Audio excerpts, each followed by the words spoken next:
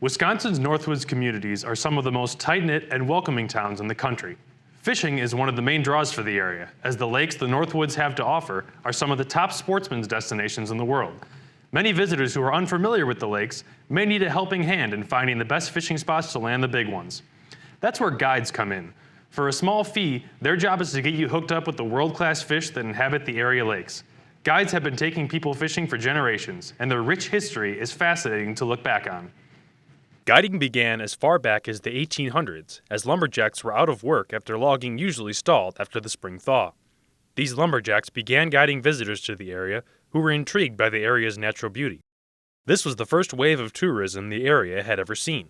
It began to grow, and soon fishing overcame logging as the biggest draw of the area. Area guide Tom Whitman of Whittick's Point Resort, with over 18 years of experience, realizes how much guiding has changed, but the fishing is still strong. Those guys before me worked a lot harder than we do these days. They were rowing their boats, they were cooking shore lunches, and neither of those happen anymore these days. Now we're $40,000, $50,000 boats, and you pack a lunch and we fish. The whole time we're out there, we fish. Many original guides are locally famous, including Barefoot Porter Dean from Boulder Junction in the 1960s and 70s, whose legacy involves always knowing the secret spots for walleye and almost never incorporating shoes in his adventures with clients. It is even said that President Dwight D. Eisenhower was a personal client of Dean's. Porter Dean, who is the famous barefoot fishing guide, who I am told never wore shoes, in the boat, out of the boat, at any time, which I find really hard to believe with the weather we have, but that's what I'm told. Clients of guides can experience so much more than just catching fish. Nature is all around the water besides what's underneath it. The many animals that inhabit the area offer great viewing experiences that could be found nowhere else, even when the fishing bite is tough.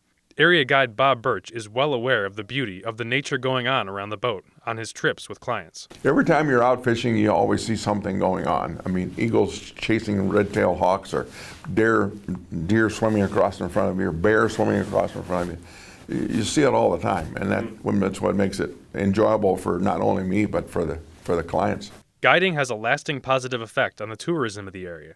From the early logging guides all the way to the modern guide of today, it's still the best way to get success fishing when one is new to the area. When you come up for a resort and they get there on Saturday, call a guide on Sunday. If you've never been on that lake and never fished the area, call a guide the first day and he'll show you where to fish and what to fish for. Guiding is a major part of the rich history of the Northwoods. The guides of today continue to introduce new people to the beauty and the magic of the world-class fishing that is in the area's lakes, just as the original guides did to help build up the many small communities that thrive today because of it. Fishing is a sport that's been passed down from generation to generation, and guides are there to ensure that it continues for future generations to experience the excitement and fun of reeling in the big one. From Newswatch 12, I'm Jake Donahoe.